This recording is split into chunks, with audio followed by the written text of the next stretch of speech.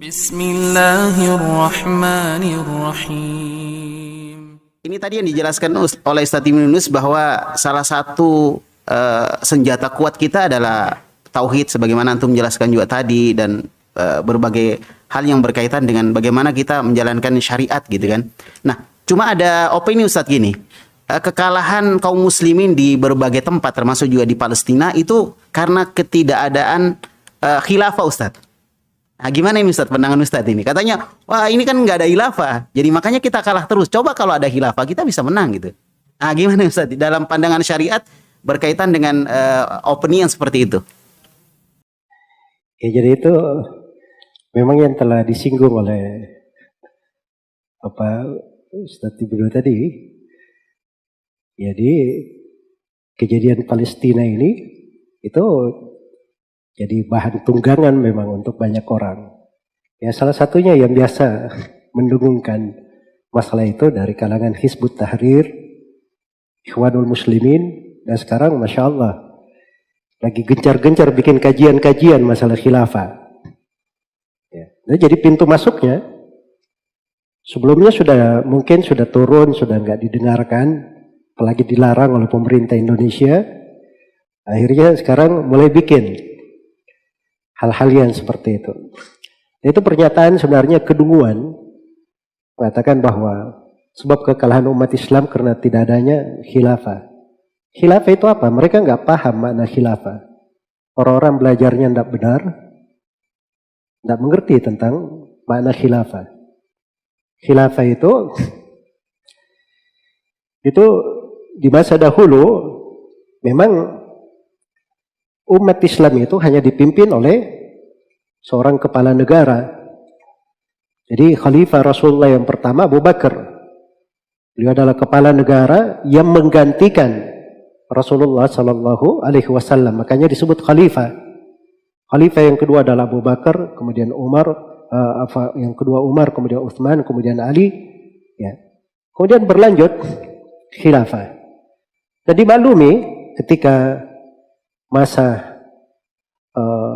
Muawiyah radhiyallahu taala anhu berakhir, setelah masa khilafah Muawiyah selama 30 tahun lebih, itu ada dua kepemimpinan setelahnya.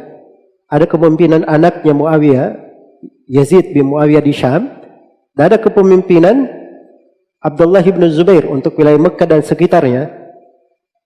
Dan itu Syah sebagai kepemimpinan.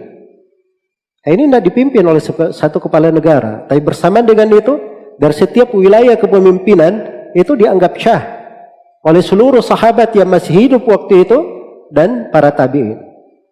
Karena itu Imam Syaukani, Syekh Muhammad bin Abdul Wahab itu telah menukil kesepakatan ulama bahwa ulama sepakat walaupun negeri-negeri umat Islam yang sudah semakin luas, pada setiap wilayahnya ada pemimpinnya masing-masing, maka kepemimpinannya itu syah, adalah kepemimpinan yang syah, dan itu di dalam syariat kita sama kedudukannya dengan khilafah. Didengarkan, ditaati, itu adalah pemimpin yang jihad boleh ditegakkan di bawah benderanya, di bawah naungannya. Itu yang dimaksud dengan kepemimpinan. Jadi kalau mengartikan sekarang ini pemimpin yang ada, orang-orang Hizbut Tahrir pengennya ada khilafah sebab mereka tidak mengakui kepemimpinan yang ada saat ini. Itu sama dengan pemahaman Ikhwanul Muslimin yang didengung-dengungkan oleh Syed Qutb Hasan al-Banna. Tidak ada pemerintahan yang syah di atas muka bumi ini. Bahkan dia hitung ini adalah masa jahiliyah. Dari sebab itu mereka juga mengafirkan berbagai rakyat-rakyat, masyarakat muslim, karena dianggap tidak berhukum dengan hukum Allah. Jadi mereka tidak menganggap kepemimpinan kecuali satu saja. Iya, satu saja. Dan ini dari sudut pemikiran Ikhwanul Muslimin, Hizbut Tahrir. Subhanallah, heran juga ya, coba antum perhatikan ya, Ustaz Abu Baidillah, Ustaz Ibnu Yunus, dari sudut pemikiran sama dengan pemikirannya orang-orang Syiah. Orang-orang Syiah yang juga hanya mengakui kepemimpinan iman 12 mereka. Nah, itu yang benar, yang lainnya tidak ada pemimpin. Pemimpin Iran yang sekarang ini pun itu bukan imam bagi mereka, itu cuman pengganti dari imam, wakil sementara. Imam 12-nya sudah hidup ratusan tahun yang lalu, cuma bersembunyi di gua Sirdap. Sama di dalam ideologi kepemimpinan dan di dalam masalah berbagai kasus di Palestina juga bekerja sama antara Ikhwanul Muslimin dan orang-orang Syiah Rafidah di Iran.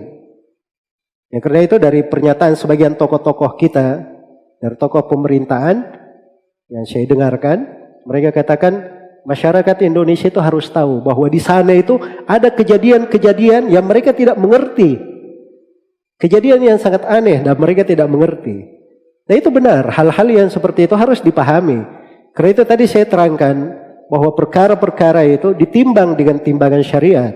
Kita harus mengetahui hal-hal yang bisa menyebabkan umat Islam itu menjadi jaya, apa yang dengannya mereka bersatu menjadi baik, ya. Dan hal-hal yang bisa membahayakan mereka, nah itu kita harus ingatkan agar supaya umat ini sadar meninggalkannya, paling tidak berwaspada dari hal-hal yang seperti itu. Baik, itu mungkin terkait dengan masalah isu khilafah tadi, ketidakadaan khilafah. Barakallahu fiik.